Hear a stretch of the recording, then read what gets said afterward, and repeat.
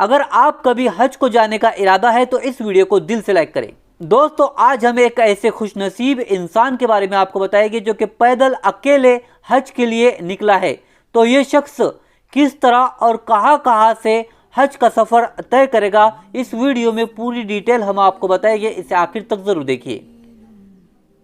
अल्लाह का घर देखने की तमन्ना हर मुसलमान की होती है, लेकिन हज़ारों किलोमीटर पैदल चलकर हज पर जाना हर किसी के बस की बात नहीं। लेकिन जब इरादे मजबूत हो तो मंजिल भी आसान हो जाती है।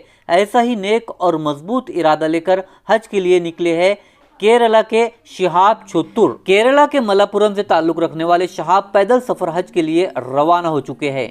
8,640 किलोमीटर का सफर पैदल तय करने का इरादा बेशक ये इश्क खुदा ही है। जहाँ हज हर साहब इस्तात के लिए इस्लाम का 5वां अहम फरीजा है, वही एक मोमिन के लिए इश्क, मोहब्बत और दीवानगी का सफर है। ऐसा ही एक मजनून आशिक खुदा भारत के साहिली इलाके केरला के मलप्पुरम से है। दौरे कदीम में सफर हज के लिए आमदरफ्त के जराए न होने की वजह से अक्सर हज्जाज कराम पैदल ही हज के सफर पर रवाना हो जाते और सालों की मुसाफत के बाद इन्हें खाना काबा की ज़ियारत नसीब होती।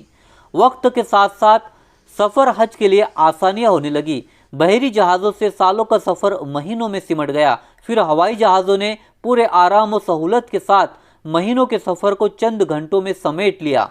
बावजूद आज भी कई ऐसे दीवाने आशिक मौजूद हैं जो कभी साइकिल के ज़रिए तो कभी पैदल हज का मुबारक सफ़र करके अपने इश्क की मिसाल पेश करते हैं। इन्हीं चंद खुश नसीबों में केरला के शिहाब छोत्तुर का नाम शामिल होने जा रहा है। केरला के मलप्पुरम के 30 साला शिहाब छोत्तुर ने जब सफ़र हज की ख्वाहिश की तो अल्लाह सुब्हाना ताला की जानिब से इन्हें ऐसी हिदायत मिली कि इंशाअल्लाह अनकरीब इनके इस अमल पर सारी कायनात रश्क करेगी। जब शिहाब छोत्तुर 2 जुलाई को सफ़र हज पर रवाना हुए तो तवक्के है कि वो तकरीबन 8,640 किलोमीटर का सफ़र 280 दिनों में मुकम्मल करके हज 2023 का हिस्सा बनेंगे। इस सिलसिले में अखबारी नुमाइंदों से बात करते हुए शिहाब का कहना है कि मक्का तक पैदल सफ़र करने की शायद ख्वाहिश इन्हें इस फैसले तक पहुंचाई है। तमाम अहले मुसलमान पर लाजिम है कि वह अपनी ज़िंदगी में कम से कम एक बार मक्का जाए। मैं सेहतमंद हूँ और दिन में कम से कम 25 किलोमीटर पैदल चलने के काबिल हूँ। मुझे लगता है कि मुझे अब ये करना चाहिए क्योंकि मुझे अपने ख़ानदान के अफराद और दोस्तों समेत बड़ी तादाद में लोगों की हिमायत हासिल है। सफ़र के ताल्लुक से शिहाब का कहना है कि इन्होंने सफ़र के लिए अपने साथ तकरीबन 10 किलो वज़नी सामान ले जाने का इरादा किया है, जिसमें स्लीपिंग बैग, 4 टी-शर्ट्स, ट्राउज़र और एक छतरी शामिल होगी। वो रास्ते में इबादत गाहों की तरफ से फराहम करदा मुफ्त रिहाइश और खाना इस्तेमाल करेंगे। उन्होंने 8 माह कबल ही सफ़र की तैयारी शुरू कर दी थी। शिहाब ने मजीद कहा कि मुझे सफ़र के दौरान कुछ गलत होने की सूरत में माली मदद हासिल करने के लिए ट्रैवल इंश्योरेंस की ज़रूरत थी। फिर मुझे पाकिस्तान, ईरान, इराक, कुवैत और सऊदी अरब में दाखिले के लिए वीज़ा लेना पड़ा। इस अमल के दौरान वज़ीर ख़ारजा और मरकज़ी वज़ीर वी मुरलीधरन ने उनकी मदद की। तकरीबन तमाम तैयारियां मुकम्मल हो चुकी है और वो सफ़र के लिए निकल चुके हैं। 6 ममालिक का सफ़र तय करने के बाद वो 2023 के लिए हज करेंगे इंशाअल्लाह।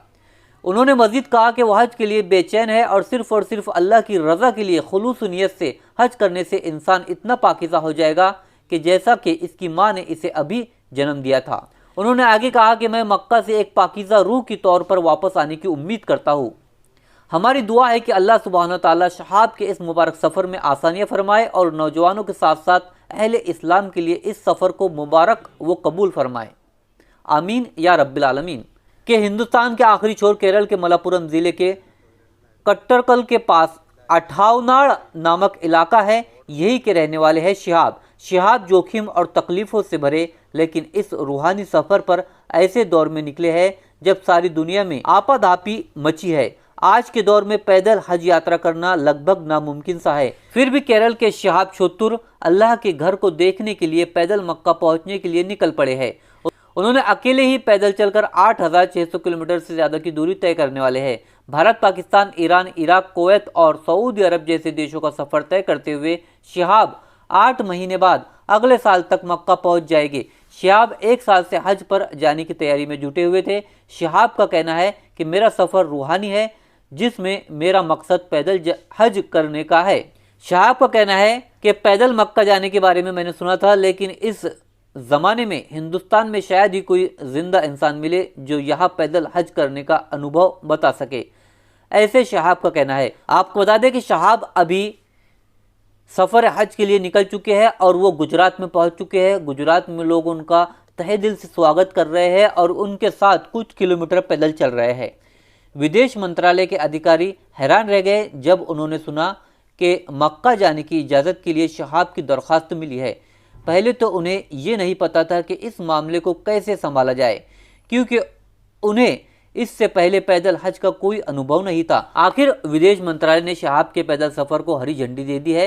हज के लिए निकले शहाब का मालाबार में कई जगहों पर हीरो की तरह स्वागत किया गया। जब वो चलियाम पहुंचे तो सैकड़ों लोग उनका इस्तकबाल करने के लिए जमा हो गए और अब वो गुजरात पहुंचे हैं। गुजरात में भी कई लोग उनका इस्तकबाल कर रहे हैं। तो सफ़र हज के लिए निकल चुके हैं शहाब। अल्लाह से दुआ है कि अल्लाह ताला उनके सफ़र को आसान करे और अल्लाह ताला हज को कबूल फरमाए। आमीन या रब्बुल आलमीन।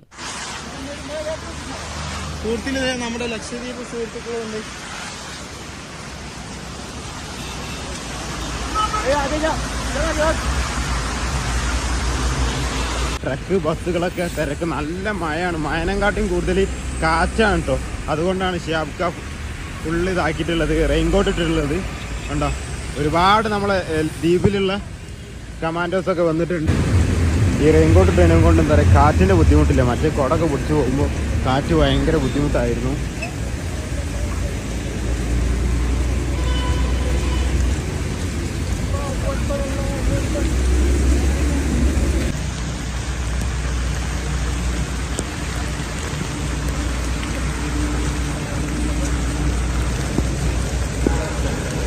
നല്ല മഴയാണ്. മഴ ഇപ്പം സ്ട്രോങ് ആയിക്കൊണ്ടിരിക്കുകയാണ്. മഴ ഇപ്പോൾ മഹാരാഷ്ട്ര നമ്മൾ കയറിയ മുതൽ തന്നെ നല്ല മഴ ഉണ്ടായിരുന്നു. അപ്പോൾ അതുപോലെ തന്നെ ഗുജറാത്തിനും കയറി പെരും മഴയാണ് കേട്ടോ. ഇപ്പോൾ നോക്ക് നിങ്ങൾ, മഴ പെയ്യുന്നോ നോക്കി. എല്ലാവരും പോലീസുകാരല്ല, അപ്പം ലക്ഷദ്വീപുകാരായിട്ടുള്ള ആൾക്കാരാണ് ഈ കാണുന്നവരെല്ലാരും. ഷിയാബ്ക ലക്ഷദ്വീപുകാരാണല്ലോ അല്ലേ ഇവരെല്ലാരും? എന്ത് തോന്നുന്നു ഇപ്പോൾ? സലീം സാറ് ഇന്നലെ വന്നിരുന്നു. അപ്പോൾ ഭയങ്കര സന്തോഷമായി. എനിക്ക് പൊതുവെ ലക്ഷദ്വീപ് ഞാൻ ഇഷ്ടപ്പെടുന്ന ഒരു സ്ഥലമാണ്. കാരണം ഞാൻ അവിടുത്തെ ഒരു മക്കബറ പറഞ്ഞിട്ടുണ്ടായിരുന്നു ഷിയാബ്ക അല്ലേ. അപ്പോൾ ഭയങ്കര സന്തോഷമായിരുന്നു ഇന്നലെ. പക്ഷെ ഇന്ന് ഇവിടെ ഇത്രയും എല്ലാവരെയും ഒന്നിച്ച് കാണാൻ പറ്റുമെന്ന് ഞാൻ വിചാരിച്ചില്ല. പിന്നെ അതിലേറെ അൽഹംദുലില്ലാ റാഹത്ത് എന്താണെന്ന് വെച്ചാൽ ഗുജറാത്തിലേക്ക് പ്രവേശിച്ചു ഇന്ന്. അപ്പോൾ നമ്മൾ കേരളം, കർണാടക, ഗോവ, മഹാരാഷ്ട്ര കഴിഞ്ഞു ഗുജറാത്തിലെത്തി. ഗുജറാത്തിലെത്തിയപ്പോൾ മുതൽ മഴയാണ്. റഹ്മത്തുള്ള അള്ളാഹുവിൻ്റെ റഹ്മത്താണ് മഴ. മറ്റുള്ളവർക്കൊരു ബുദ്ധിമുട്ടാവാത്ത രീതിയിൽ തന്നെ അള്ളാഹു താല അത് അങ്ങനെ ആക്കട്ടെ. എന്തുദ്ദേശത്തിലാണോ നമ്മൾ ഇവരൊക്കെ ഒത്തൊരുമിച്ച് കൂടിയിരുന്നത്, ആ ഉദ്ദേശങ്ങൾ എല്ലാ ഹലാലായ മുറാദുകളും അള്ളാഹു താല ഹാസിലാക്കി കൊടുക്കും.